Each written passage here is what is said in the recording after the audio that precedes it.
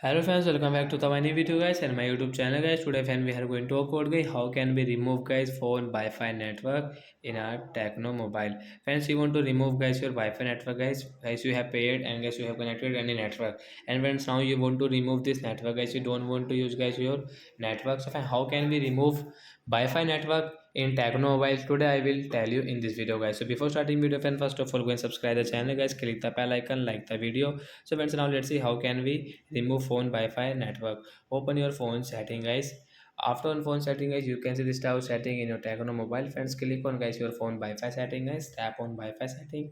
Which network guys you have connect paired guys, you can remove from here. So when which network guys we have, so we will tap here. Forgot option means remove. After remove guys, you can see guys we cannot use this Wi-Fi network. If we use of, and we will have to enter password, we will have to connect again guys.